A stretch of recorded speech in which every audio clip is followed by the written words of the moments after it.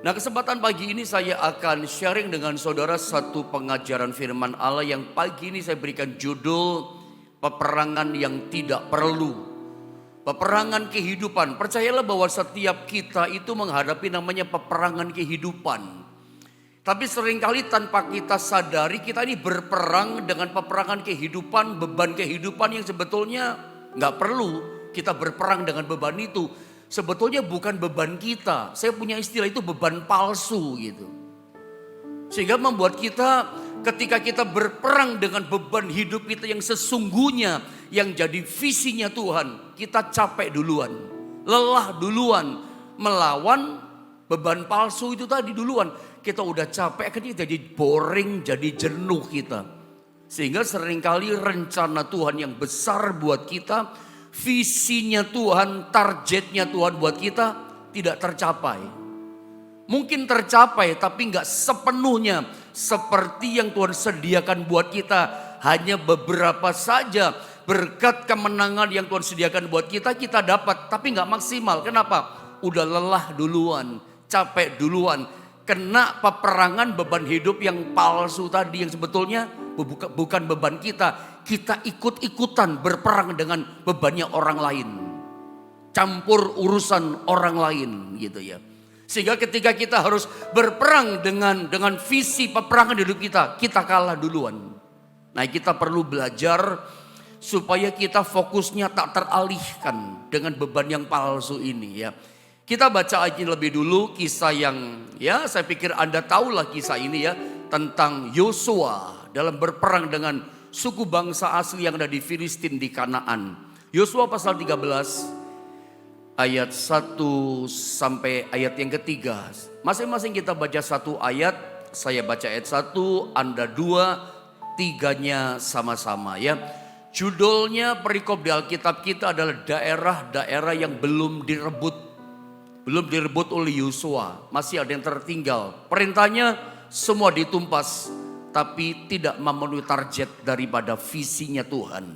Ayat 1 saya baca begini, Yosua pasal 13 ayat 1. Setelah Yosua menjadi tua dan lanjut umurnya, berfirmanlah Tuhan kepadanya, engkau telah tua dan lanjut umur, dan dari negeri ini masih amat banyak yang belum diduduki. Ayat 2 teruskan.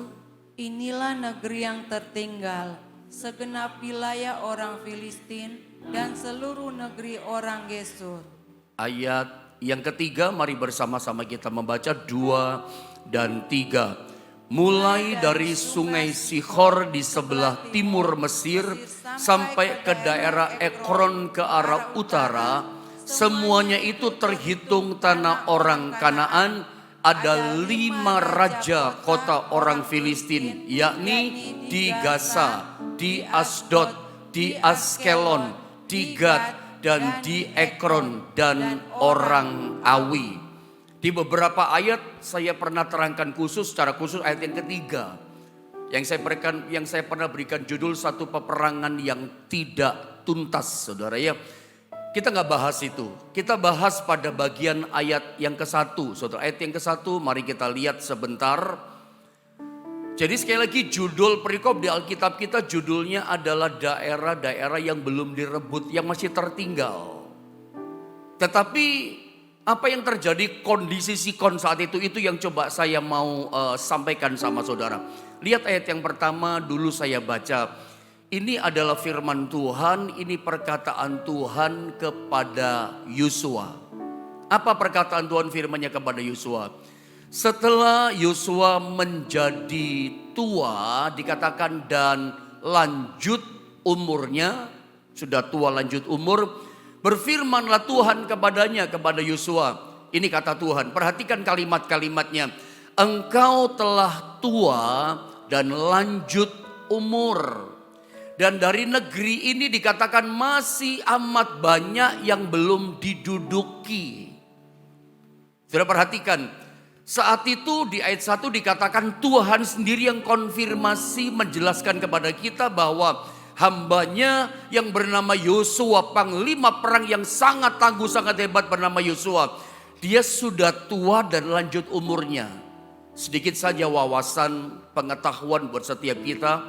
Yosua itu mati, Alkitab informasikan kepada kita kira-kira umurnya adalah 110 tahun.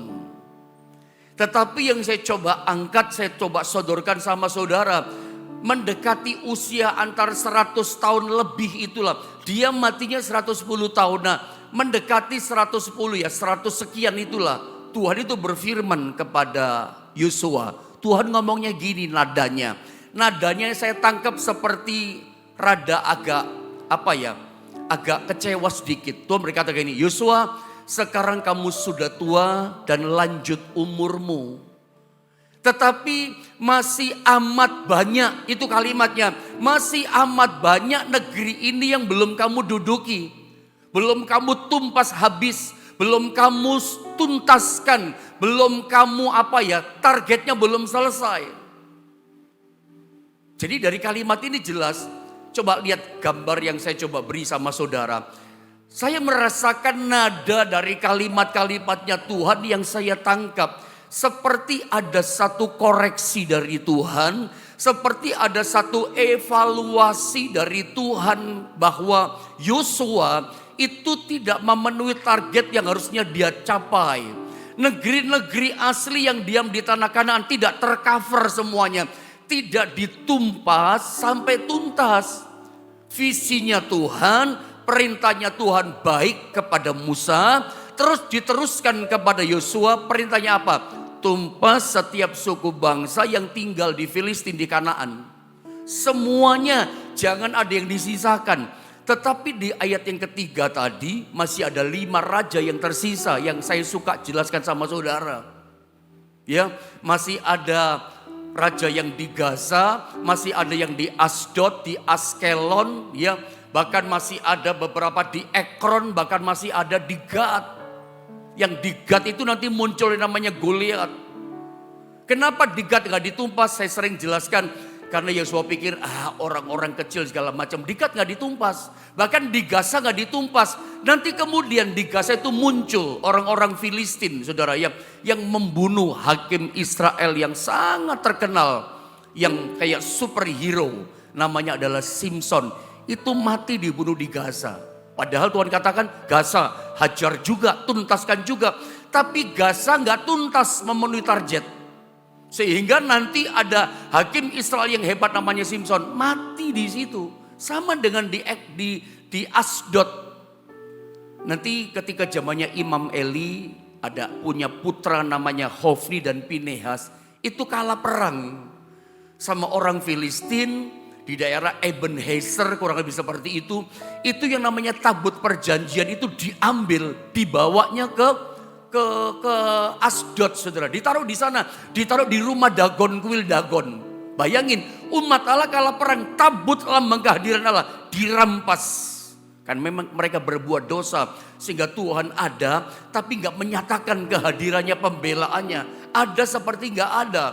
Tapi yang saya coba angkat lewat cerita ini adalah, lihat Asdod yang tidak ditumpas, nanti kemudian hari bikin masalah.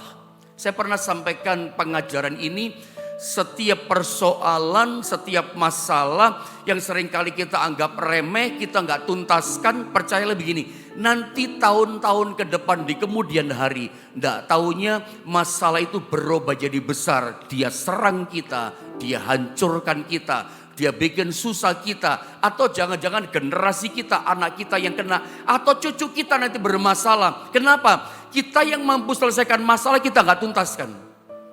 Makanya kalau hari ini Bapak Ibu Saudara, Papa Mama, kalau Anda masih kuat punya energi, Anda masih punya power dari Tuhan untuk Anda bisa berperang menyelesaikan pergumulanmu, Anda masih bisa berperang tuntaskan masalahmu, tuntaskan sampai tuntas, tas. Jangan disisakan. 5 raja disisakan. Nanti kemudian Simpson mati, anak cucunya Yosua.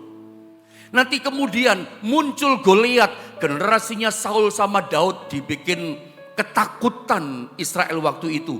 Mereka terintimidasi, kocar kacir, bikin masalah Goliat. Untung ada Daud, iya kan? Tapi kok ada pahlawan Gad? Ya Gad dibiarin. sampai muncul Asdod dan seterusnya. Ada 5 raja dibiarkan. Ketika saya coba cari tahu ini kenapa ya target Tuhan itu nggak tuntas, visinya Tuhan tidak terselesaikan. Jadi menurut saya yang saya rasakan nada kalimatnya Tuhan yang berkata di ayat 1 kepada Yosua. Tuhan berkata gini, saya ulang sekali lagi. Yosua, sekarang kamu sudah tua dan lanjut umurmu. Tetapi ternyata masih banyak negeri di Kanaan, di Filistin yang kamu belum tumpah sampai habis. Jelas nada Tuhan itu merupakan koreksi. Sekarang kamu sudah tua, lanjut umur. Permisi bicara walaupun gak ditulis. Tapi seperti ini kata-kata Tuhan. Sekarang kamu sudah gak bisa apa-apa Yosua.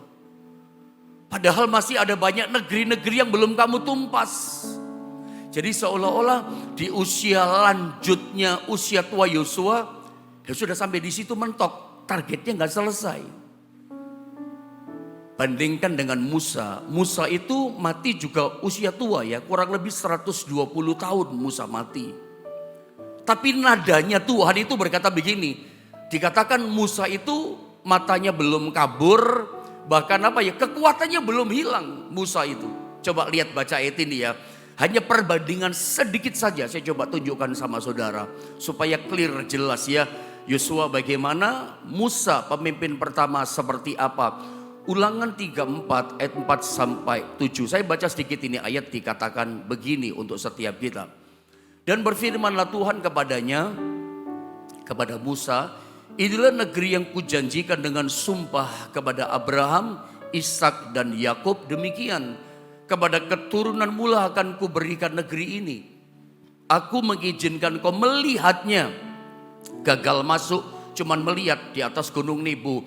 Dengan matamu sendiri tetapi engkau tidak akan menyeberang ke sana. Gak bisa masuk tanah Kanaan. Melanggar kekudusan Tuhan. Anda masih ingat cerita itu ya. Harusnya berkata kepada gunung batu. Musa emosi, marah. Karena umat Allah teriak-teriak minta air. Marah bukan berkata dipukul sampai 3 kali itu gunung batu. Tuhan yang marah sekarang. Kamu melanggar kekudusanku di depan umat Tuhan. Kamu tidak bisa masuk tanah Kanaan. Itu konsekuensinya. Cuman Tuhan baik diperlihatkan tanah Kanaan. Yang subur, yang hijau, yang limpah dengan air madu dan susu. Lihat saja di puncak Pisgah di atas gunung Nebo. Cuman diperlihatkan tapi gak bisa menyeberang masuk. Itu nasibnya Musa. Kayak jadi tumbalnya bangsa Israel. Karena Israel suka ngomel bersungut-sungut. Tumbalnya, hambanya, nabinya Musa ini. Ayat 5. Lalu dikatakan matilah Musa hamba Tuhan itu di sana di tanah Moab, ya, sesuai dengan firman Tuhan. Mati Musa. Lalu dikatakan ayat yang ke-6, dan dikatakan dikuburkannyalah dia, nyanya adalah besar, dan dikuburnyalah. Jadi yang ngubur adalah tangan Tuhan langsung. Di suatu lembah di tanah Moab, di tentangan Bet Peor, dan tidak ada orang yang tahu. Ini kalimat penting menurut saya. Dan tidak ada orang yang tahu kuburnya sampai hari ini. Musa berumur 120 tahun ketika ia mati. Ini yang saya maksudkan. Matanya belum kabur dan kekuatannya belum hilang. Bandingkan dengan Yosua. Yosua, kamu sudah tua lanjut umur, tapi masih banyak negeri-negeri suku bangsa di tanah ini belum kamu taklukkan, belum kamu tumpas. Sekarang kamu udah tua. Artinya gini, sudah selesai sampai di sini. Ini evaluasi, tidak memenuhi target. Tapi bandingkan Musa, ketika dia mati umur 120 tahun, matanya masih jelas belum kabur. Kekuatannya masih belum hilang. Masih hebat, masih tegak badannya Musa. Tapi memang dia melanggar gitu. Sehingga dia mati, dan memang menarik ya, tambahan saja.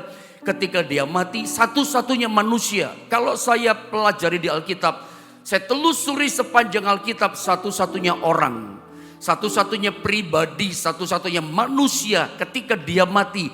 Dikubur dia dengan tangan Tuhan langsung. Ya cuman Musa, tidak ada yang lain. Cuman Musa, dikubur langsung dengan tangan Tuhan. Makanya gak heran kalimatnya, dan tidak ada orang yang tahu kuburnya sampai hari ini. Gak ada yang tahu kuburnya. Makanya kalau kita ke tour Holy Land, kita diajak naik ke puncak Pisgah, naik mobil Mercy itu ya. Naik Gunung Nebo, tidak ada kuburannya. Mana kuburannya? Tidak ada. Walaupun diperkirakan di Gunung Nebo, tapi tidak ada orang tahu. Cuman ada semacam Mount Nebo Siaga, Memorial of Moses. Cuman batu memorial, batu peringatan saja. Disinilah Musa pernah mati, tapi nggak disebut kuburannya. Diperkirakan di situ, tapi nggak ada, nggak tahu di mana. Jadi kalau ada orang di luar sana, kepercayaan lain di luar sana mengatakan kubur Musa ada di sini, antara sini sampai sini. Nggak ada yang tahu kuburannya. Walaupun kepercayaan yang lain mengklaim kuburan Musa ada di sini. Saya nggak sebutkan ya di mana, tapi Anda tahulah. Ada kepercayaan lain mengklaim Musa kuburnya di sini. Alkitab pegangan kita mengatakan tidak ada seorang pun yang tahu kuburnya Musa. Nah, kita kembali kepada ayat 1 tadi. Kenapa perkataan Tuhan yang mengevaluasi Yosua, kamu sudah tua, lanjut umurmu, tapi masih banyak negeri di tanah Kanaan kamu belum tuntaskan, belum kamu kalahkan, belum kamu tumpas sampai habis. Artinya Yosua, kamu tidak memenuhi visiku, targetnya tidak tercapai. Masih tersisa banyak suku bangsa. Visinya Tuhan tidak tercapai. Saya coba kejar, coba selidiki apa penyebab faktor yang menyebabkan atau membuat Yosua belum berhasil menduduki semua tanah Kanaan. Kenapa tidak mencapai targetnya? Persoalannya di mana? Saya coba cari tahu dan saya menemukan salah satu sebabnya adalah ini. Yosua 18 di ayat yang ketiga. Salah satunya ini. Yosua sebagai pemimpin mengalami ini. Yosua 18 ayat 3 saya baca. Sebab itu dikatakan berkatalah Yosua kepada orang Israel. Ini Yosua langsung yang ngomong sama umatnya. Berapa lama lagi kamu bermalas-malas sehingga tidak pergi menduduki negeri yang telah diberikan kepadamu oleh Tuhan, Allah nenek moyangmu. Jadi saya temukan faktor yang pertama, ternyata umat Israel, umat Allah ini bermalas-malasan ketika mereka sudah tinggal di negeri Kanaan. Istilahnya begini yang sering kita dengar. Mereka sudah malas keluar dari comfort zone. Mereka sudah malas keluar dari zona nyaman. Sudah enak kok di rumah, kerjaan bagus gitu ya. Penghasilan bagus, kebunnya bagus, semua ternak bagus.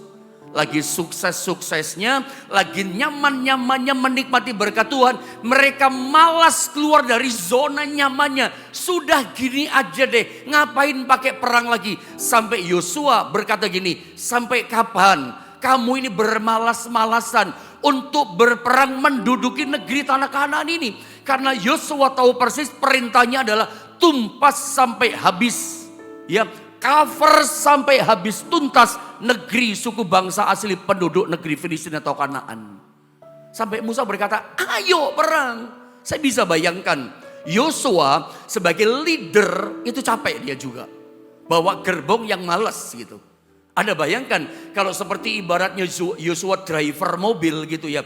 Dia itu maunya gigi 5 langsung, kecepatan tinggi maksudnya. Tapi mereka rakyatnya, umatnya maunya gigi 1, gigi 2. Ngek gitu ya, pelan gitu. Betapa capeknya Yosua, maunya pemimpinnya berjalan cepat melaju. Yang di belakangnya umat maunya gigi 1 sama Porsche-nya 2. Maunya lambat-lambatan, malas-malesan. Ini faktor pertama yang membuat tidak memenuhi target. Karena mereka malas keluar dari zona nyaman mereka. Udah enak diberkati kok. Padahal kalau kita lihat dalam Yosua pasal 1 di ayat 16 kalau tidak salah. Itu umat Israel tuh berkomitmen dengan Yosua. Apapun yang kau perintahkan. Nah ini dia. Yosua 1 ayat 16 ini adalah komitmennya generasi Yosua. Terima kasih multimedia munculkan ya. Saya baca ya. Lalu mereka menjawab Yosua sebelum masuk tanah Kanaan. Mereka ngomong begini, segala yang kau perintahkan kepada kami akan kami lakukan. Hebat kan? Dan kemanapun kami akan kau suruh, kami akan pergi, gak pilih-pilih. Perintah apa saja, siap. Kemana kau perintahkan kami pergi, kami akan pergi. Tempat yang gak enak, kami siap. Artinya gini, mereka sadar ikut Yosua. Mereka itu berperangnya lama. Peperangannya itu peperangan yang melawan raksasa besar. Tantangannya besar dan berperangnya lama. Lawan suku-suku bangsa. Makanya komitmennya apa mereka? Segala yang kau perintahkan kami akan lakukan. Kemana kau suruh kami pergi? Kami akan pergi. Nah milih-milih. Kita kan suka milih-milih. Itu perintahnya. Itu komitmennya. Tapi lihat ketika mereka betul-betul menduduki Kanaan. Semuanya berubah. Ketika menikmati comfort zone, zona yang nyaman keberkatan, mereka lupa sama komitmen Yosua 1 ayat 16 yang mereka ucapkan kepada Tuhan, mereka ucapkan kepada Yosua. Kemalasan ternyata dari umat Allah yang membuat apa? Tidak mencapai target. Secara rohani ini penting peringatan buat kita. Bagaimana rancangan Allah hari depan yang penuh dengan pengharapan, rencana Allah yang disediakan buat kita itu besar, sangat luar biasa, bisa memenuhi target dalam hidup kita. Kalau kita aja bermalas-malasan jadi Tuhan, kitanya suka kendor-kendoran datang sama Tuhan, roh kita tidak bergelora dengan Tuhan, iman kita tidak menyala-nyala, kitanya nggak ada semangat gitu loh, kitanya mau kendor saja bermalas-malasan. Bagaimana semua target Tuhan tercapai sama kita di tahun 2023 ini? Kebanyakan bolong. Kebanyakan targetnya nggak tercapai, masih tersisa banyak. Kita cuma dapat rencana Tuhan mungkin hanya separuhnya. Yang separuhnya nggak dapat, kenapa? Kemalasan secara iman, secara rohani. Nggak ada keteguhan iman, menyerah kalah barangkali. Sudahlah, gini saja kan cukup. Yang penting ke gereja lah, yang penting doa lah. Anda nggak ingin lebih lagi buat sesuatu hidupmu untuk Tuhan. Dan saya coba cari tahu, apa sih yang membuat mereka malas? Masa iya sih umat Allah ini malas? Padahal di ayat 16 Yosua 1 seperti itu komitmennya. Segala yang kau perintahkan kami siap lakukan. Kemana kau suruh pergi? Kami pergi. Kok tiba-tiba bermalas-malasan? Saya coba cari tahu, saya coba kejar. Apa penyebabnya kok mereka bermalas-malasan? Saya ketemu jawabannya. Mereka itu teralihkan fokusnya dengan beban palsu. Ketika mau perang sungguhan dengan Askelon, dengan Gad, dengan Gaza, mereka udah lelah duluan. Capek Yosua. Sebetulnya malas tapi capek. Capeknya membuat mereka jadi malas gitu. Coba lihat ayat ini. Yosua pasal 10 ayat yang ke-6. Sedikit saja wawasan buat kita. Ini penyebabnya sebetulnya. Lihat saya baca ya. Lalu orang-orang Gibeon itu menyeru orang kepada Yosua. Kirim utusan sama Yosua ke tempat perkemahan di Gilgal. Lagi berkemah di Gilgal Yosua. Mengatakan utusannya orang Gibeon, jangan menarik tanganmu atau pertolonganmu daripada hamba-hambamu ini. Kami orang Gibeon, tetap tolong kami. Datanglah dengan segera kepada kami, bantu kami datang. Lepaskan kami dan bantulah kami. Sebab semua raja, ada 5 raja orang Amori, 5 raja orang Amori yang diam di pegunungan telah bergabung melawan kami jadi satu. Siapa orang Gibeon? Anda supaya tahu, orang Gibeon itu sebetulnya adalah penduduk aslinya orang Kanaan. Musuh juga Gibeon. Tapi Yosua ditipu sama muslihatnya orang Gibeon. Jadi ketika Yeriko dihancurkan, akhirnya kemudian dikalahkan, terus menerobos.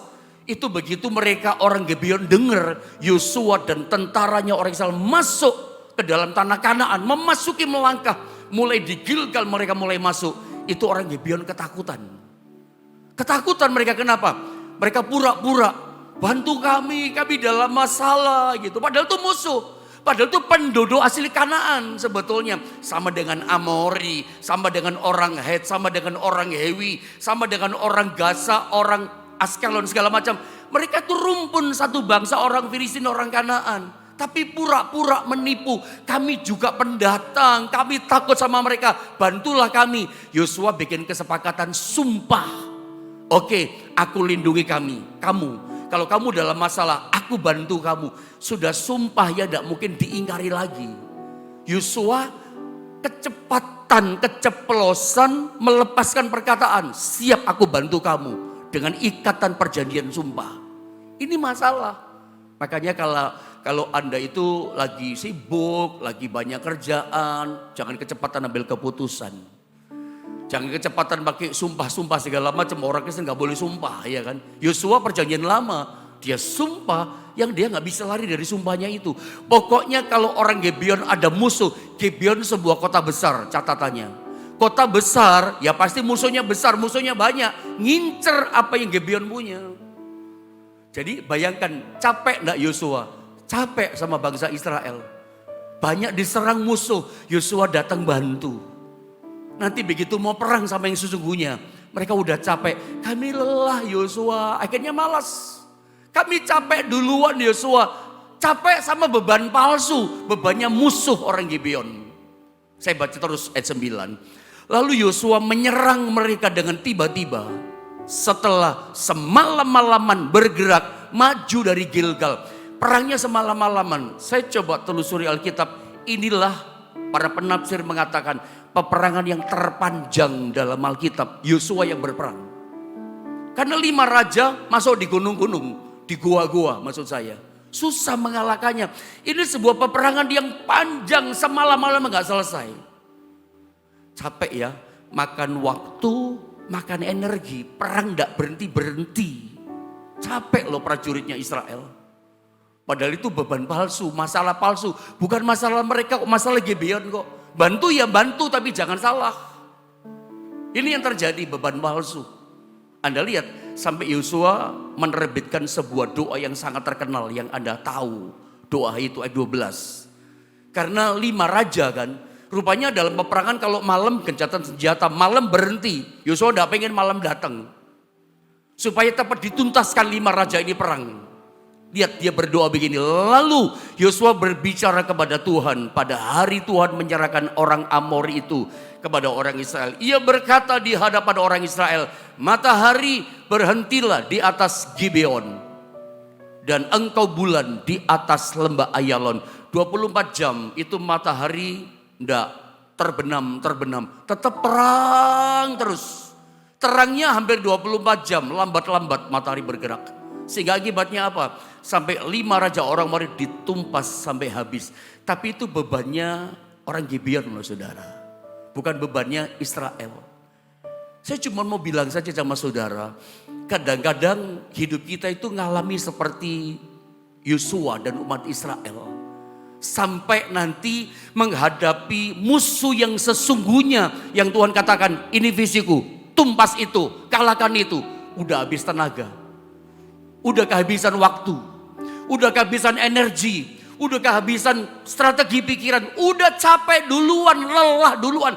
Begitu mau perang dengan peperangan kita sesungguhnya, padahal itu promosi dari Tuhan, kehabisan daya kita. Kehabisan daya kita, padahal hari itu ada promosi besar dari Tuhan. Kita udah gak mampu merebutnya lagi, kenapa? Udah teralihkan fokus kita kepada yang lain. Anda pernah nggak melakukan satu perjalanan jalan kaki, maksud saya mau pergi ke satu tempat jalan, lalu tiba-tiba sepatu kita ada kerikil yang kecil, nggak terlalu besar, kecil saja kerikilnya. Saya mau tanya, terganggu nggak perjalanan saudara? Pasti terganggu lah, nggak nyaman kaki kita, jalannya jadi lebih pelan gara-gara si kerikil di sepatu kita. Ya, jalannya jadi lebih lambat gara-gara ada kerikil, terganggu, tidak nyaman langkah-langkah perjalanan kita mencapai tujuan kita. Lalu apa yang terjadi? Kadang ada orang sampai dia duduk, dia lepas sepatunya, kakinya sakit, dia cari itu kerikil yang kecil mana ya, terbuang banyak waktunya. Atau jangan-jangan orang mereka ini, aduh males deh, nggak jalan lagi ke sana, batalkan perjalanan, bisa begitu loh. Itu namanya fokus kita teralihkan oleh kerikil-kerikil kecil. Oleh sebetulnya hal-hal yang tidak perlu. Lagi kerja serius begitu. Tiba-tiba ada WhatsApp masuk WA dari teman saudara. Ada angkat, ada buka. Begitu buka, kerja penting loh ini. Ada kerjaan bagus nih. Ya, ada job bagus. Tapi ada WA masuk, ada mulai buka. Ada mulai tergoda, buka YouTube. Tergoda buka Instagram. Tergoda buka TikTok. Scroll terus, tidak habis-habis. Itu akhirnya jam kerja waktu Anda itu berkurang. Lebih banyak waktunya habis untuk scroll terus TikTok. Tanpa sadar kita terganggu. Ini cuma contoh kecil. Fokus kita terdistrap, fokus kita teralihkan kepada yang sebetulnya tidak perlu. Akhirnya apa? Justru pekerjaan yang penting, targetnya nggak tercapai. Gara-gara ini loh, teralihkan fokus kita. Saya pernah sampaikan contoh ini pada saudara. Di saat Tuhan membangun impian atau target dalam hidup Daud untuk diangkat promosi hari itu melawan Goliat, hadir Eliab bangun konflik dengan Daud. Coba lihat Amsal 17:28, singkat saja saya baca. Ketika Eliab kakaknya yang tertua mendengar perkataan Daud kepada orang-orang itu, bangkitlah amarah Eliab kepada Daud dan seterusnya. Marah si Eliab. Loh, ini adik sama kakak kok marah kakaknya? Salah apa Daud? Daud gak salah apa-apa kok. Dimarahin, bahkan kata-kata ndak enak. Aku tahu kejahatan hatimu. Daud gak jahat kok. Baca Alkitab, Daud gak ada hatinya hati yang jahat. Gak ada. Tapi si kakak marah di depan banyak orang. Kamu ini jahat, ada yang jahat hatimu. Kalau Anda yang jadi Daud, biar sama kakak di depan orang dipermalukan, marah gak saudara? Oh, langsung ada angkat ini baju. Langsung, lu gak kakak-kakak, gak koko-kokoan, gak abang-abangan, gelut saudara. Bayangkan kalau hari itu Daud emosi. Daud ngeladenin yang namanya Eliab. Dia lupa targetnya dari Tuhan adalah perangnya, bergumulnya lawan Goliat, bukan sama Eliab. Tapi kalau targetnya teralihkan, terdistrap, teralihkan, ngeladenin si Eliab dan marah-marah. Akhirnya dia, sudah gak usah kakak-kakak, aku pulang saja. Dia pulang ke rumah ayahnya. Gak pernah lihat Goliat, gak perang sama Goliat. Dia gak pernah jadi raja. Dia gak pernah mencapai targetnya Tuhan. Menjadi pemimpin Israel nomor 1. Target Tuhan akan gagal total. Omset dari Tuhan gagal total. Proyek besarnya, rancangan besarnya, semuanya batal. Kalau misalnya Daud ngeladenin yang namanya Eliab. Jangan lupa, setiap kali ada job besar, setiap kali ada rancangan ilahi dari Tuhan, berkat yang besar dari Tuhan, selalu muncul yang namanya Eliab. Selalu muncul namanya gangguan. Ada orang-orang di sekitar kita yang membuat kita teralihkan fokus kita. Ada Gibeon. Padahal harusnya tumpas semua. Itu rancangan Allah. Targetnya terpenuhi. Muncul Gibeon. Selalu ada Gibeon, selalu ada Eliab. Kita belajarlah seperti Nehemia. Saya tunjukkan Nehemia, lihat gambar ini. Nehemia adalah seorang yang mengerti peperangan mana yang perlu dihadapi dan peperangan mana yang perlu dia hindari. Ketika itu, tidak usah dibaca ayatnya, Anda baca di rumah saja. Nehemia saat itu, pada waktu itu sedang membangun tembok Yerusalem yang runtuh. Temboknya dibangun, bait Allahnya dibangun. Itu ada bangsa-bangsa tetangga tidak suka. Kerajaan-kerajaan sebelah tidak suka. Ya, raja sebelah tidak suka. Mereka undang yang namanya Nehemia. Ayo datang berunding sama kami. Nehemia tegas jawabnya. Aku tidak mau datang.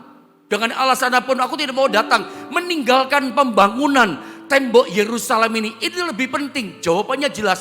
Aku tidak mau datang, rundingan pun tidak mau. Karena tujuannya para raja-raja sebelah bangsa tetangga kan membatalkan pembangunan. Supaya diulur-ulur, supaya batal pembangunan tembok Yerusalem. Tujuannya mau menghancurkan tembok Yerusalem. Makanya jawabannya sama, dia menghindari. Aku tidak mau datang, ada yang lebih penting dikerjakan. Bangun tembok Yeriko. Dia tahu peperangan mana yang betul, mana yang dia mau hindari. Bijaksana si Nehemia. Anda pun harus bijaksana seperti Nehemia. Jangan ngeladenin yang tidak perlu. Jangan waktumu habis marahin orang yang tidak perlu. Jangan waktumu habis hanya ngurusin ngomong gosip yang tidak perlu sama orang. Sampai waktumu yang sesungguhnya dari Tuhan targetnya habis juga. Sehingga apa yang terjadi? Rancangan Tuhan gagal. Target ilahi Tuhan batal. Peperangan kita harusnya lawan Goliat. Ada yang lebih besar yang kita menangkan, kita perangi. Tapi kita udah kehabisan waktu. Waktu itu tidak terulang lagi. Yang sudah lewat kemarin nggak datang lagi sama kita. Yang kita mesti rebut waktu di depan kita. Job yang di depan kita, proyek di depan kita, rencana yang di depan yang kemarin sudah lewat, Anda kehilangan itu. Ada sudah terfokusnya teralihkan sama yang lain. Ada udah tidak karuan kemarin cara hidupnya. Sekarang kembali yang di depan masih ada rencana Allah. Fokuskan di situ. Jangan sampai fokus kita teralihkan dengan yang lain. Belajar seperti Nehemia. Dia tahu peperangan dia mana dan dia tahu mana yang mesti dia hindari. Kalau tidak perlu hadapan dengan Eliab seperti Daud, tidak usah, tetap fokus sama Goliat peperangan kita. Sehingga pada waktu kita perang dengan pergumulan kita sesungguhnya, kita bukan kalah, tetapi kita menang. Yosua di masa tuanya, target Tuhan tidak tercapai. Yang pertama, memang Israel itu bermalas-malasan di zona nyaman. Yang kedua, udah habis energi. Kenapa? Beban palsu yang harusnya nggak perlu mereka pikul. Hati-hati dengan beban palsu di sekitar kita. Bukan beban kita Anda ikut-ikutan. Karena udah janji sama orang, mau nggak bagaimana. Makanya jangan kecepatan janji. Jangan kecepatan ambil keputusan. Sumpah, ya kamu tak bantu. Itu terjadi pada Yosua.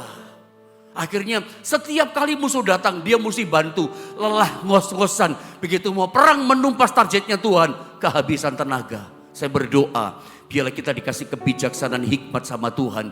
Menang dengan peperangan target Tuhan buat kehidupan kita. Bukan turun, Anda naik. Bukan kalah, Anda menang.